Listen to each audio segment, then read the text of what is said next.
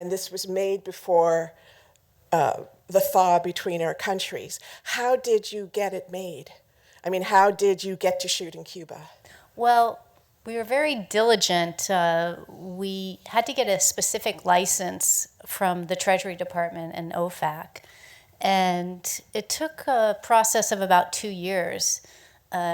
We came from the point of view that this was a historical reenactment of this true story written by the writer who experienced it himself. And they first turned us down, but Bob was persistent, and we had some great people in DC helping us out, and they finally gave us approval. It's opened up so much Right. now, but back then it was really strict. I mean, you could not shoot a movie down there. Right. It was doing commerce with Cuba, and that was strictly prohibited. And the only exception they allowed were documentaries or news gathering, journalism in essence. And we made the case that, like films such as Lincoln, this was a docudrama. Right. And because it was based on true events and taking place in the places that they had actually occurred, we convinced the Treasury Department that we weren't really trying to do commerce with Cuba. We were trying to preserve these beautiful locations that what happened in this story, where they took place, including the Hemingway home. So that's what ultimately convinced them to let us shoot down there. What about the Cuban officials? Once you got the permission from the Treasury, they welcomed you with open arms, or did they have to read and approve the script? Did they have to say, you need to have X amount of people on your crew?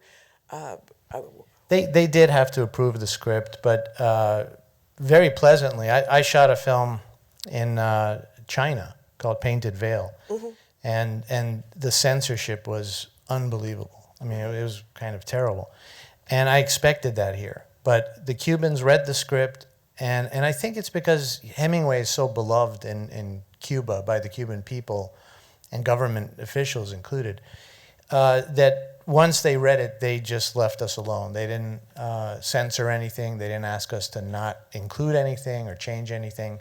And they gave us unprecedented support, access to the Hemingway home, which they'd never done before for a feature.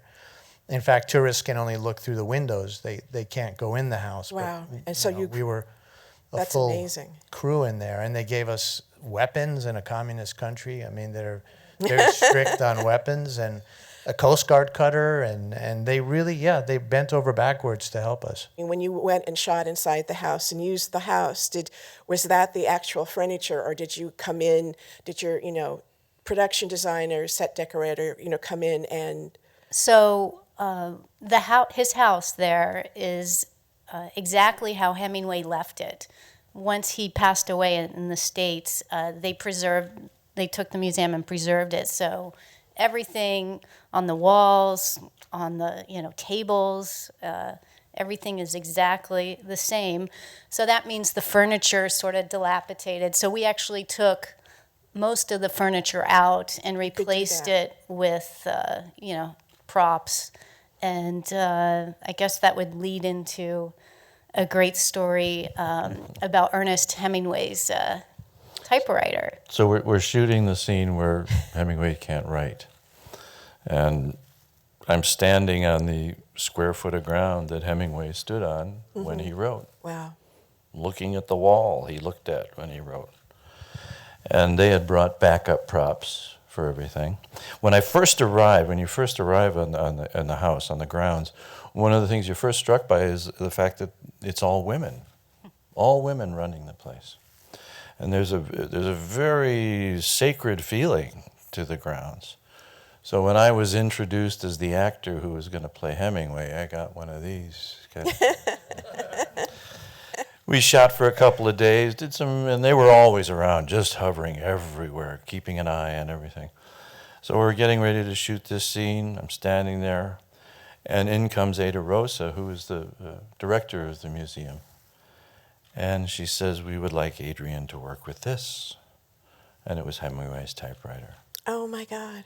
So that typewriter that you see is his typewriter. This had to have been such a passion project for, I mean, all of you, self-distributed, but had Danny tried to get this movie made before he died 10 years ago? Had it gone to various studios, producers?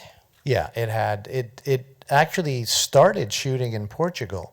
Oh, really? When I first got the script almost 10 years ago, with the group that had planned it to shoot in Portugal. And when I read it, Cuba just seemed too important a character in the film. And I told them, I said, you have to shoot this in Cuba.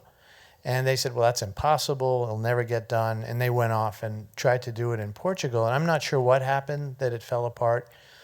And then Denny passed away.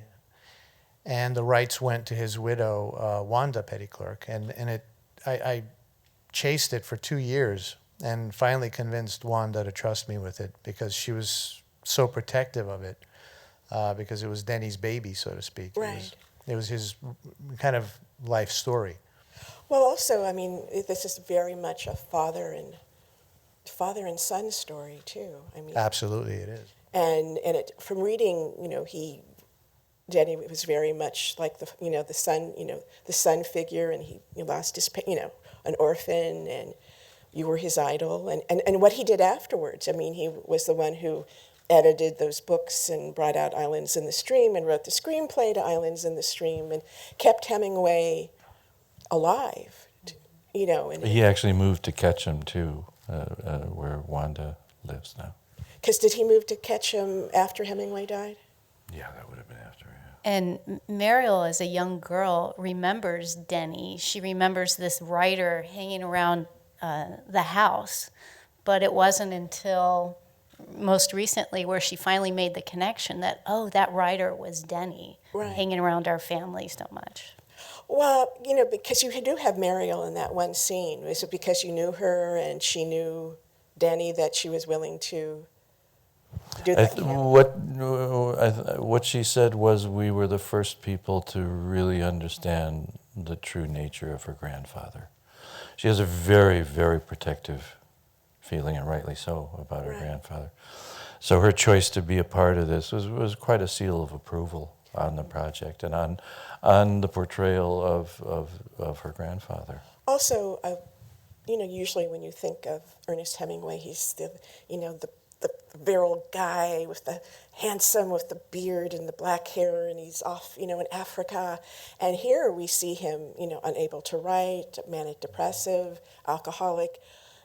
It really gives you a chance to see an artist and the pain and the trouble that so many artists have and still do go through. Hemingway was one of the first people to really understand the power of a public persona, of marketing for himself. This is the first movie that deals with Hemingway at this stage of his life, yet this is the stage of his life that 90% of the people go, oh, that's Hemingway. He was the old man in the beard. But it's important to understand the distinction between the two, he wasn't as strong or didn't have the gravitas of the Hemingway. No, he didn't. He was an old man on his last legs, and that's the true story, and that's the persona that people haven't met before, and I think that's one of the powerful things about the film. What about just Hemingway today? He's beloved in Cuba, and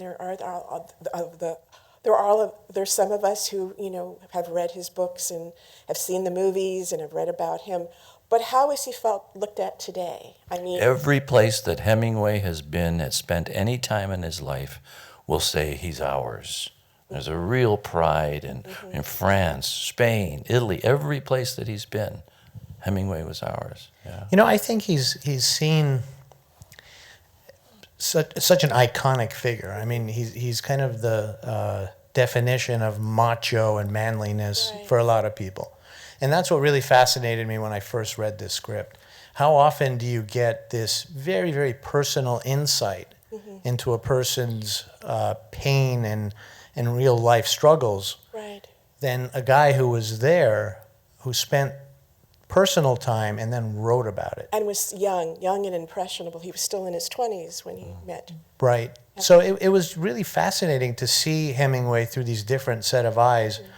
with all of his flaws and humanity, really, instead of, the big game hunter, novelist, adventurer, war correspondent. That's it's such a personal look into the person and the genius and how that genius struggled.